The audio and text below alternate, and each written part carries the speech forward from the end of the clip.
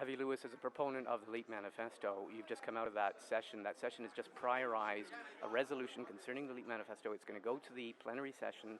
It's going to be the first priority from this workshop. But what exactly was passed?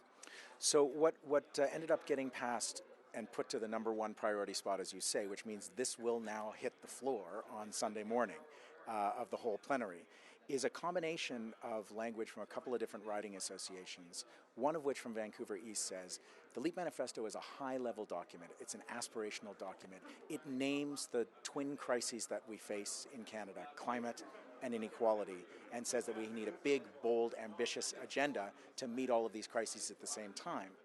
And this is in sync with the party's social democratic traditions. But it also recognizes, and now this is what will be debated on the plenary floor, it recognizes that the Leap Manifesto should be debated at the riding level, and that different communities should look at the specific policies in the Leap Manifesto and debate them and modify them as they see fit according to their local needs as communities. The Leap Manifesto is not a doctrinaire document. It's a big statement of principle. And the NDP has this real tension going on about the fact that the Premier of Alberta, the NDP Premier of Alberta, went on television last night and called for more pipelines.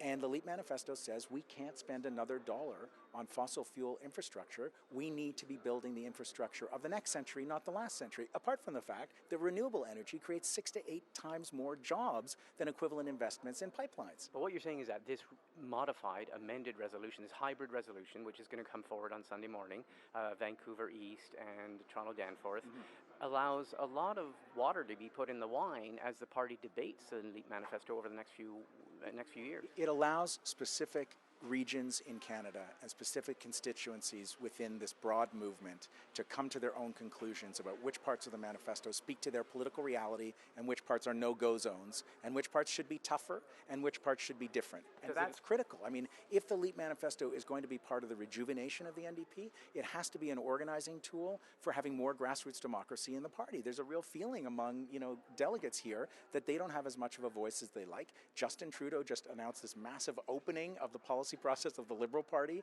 to have not even people who aren't party members, apparently, can now take part in those policy debates. So the Leap Manifesto is a very clear document about where it's coming from politically, but it's not doctrinaire. And the way this resolution was amalgamated and passed in this panel, and the way it will reach the floor, allows the Alberta delegates to say, we agree with most of it, we don't agree with all of it, we're happy to pass it, because we're just calling for a debate and a way for the party to take ownership over this thing. Well, that's the whole point, and that is, as you say, you say it's not doctrinaire, but the Leap Manifesto has several very bold statements. One, we should aim for a zero carbon economy. 2, we should cancel all trade agreements. 3, there should be no... Wait, let's be accurate. No future trade agreements. No more trade agreements that constrain the ability of governments to protect the environment and to rebuild local economies. And no future investment in infrastructure that's geared towards exporting the petroleum and resource economy. Now, the thing is, though, are you saying that this resolution would allow that to be basically gutted by the party or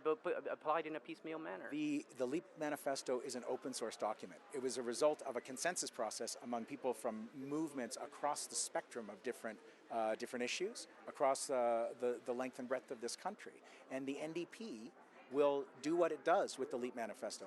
This resolution allows the NDP to have a robust internal debate while reaffirming that it's in sync with the basic values in the Leap Manifesto. It doesn't commit the party to every single letter of it, and that's perfectly appropriate. That's the spirit in which the Leap Manifesto was written.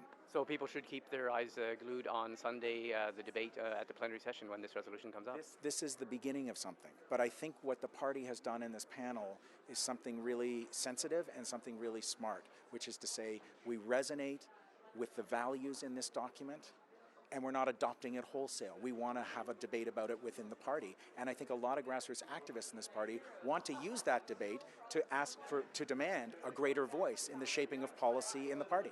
Okay, Avi Lewis, I thank you very much for taking the time, and we will watch this with great interest on Sunday. Thanks a lot. Great pleasure. Thank you.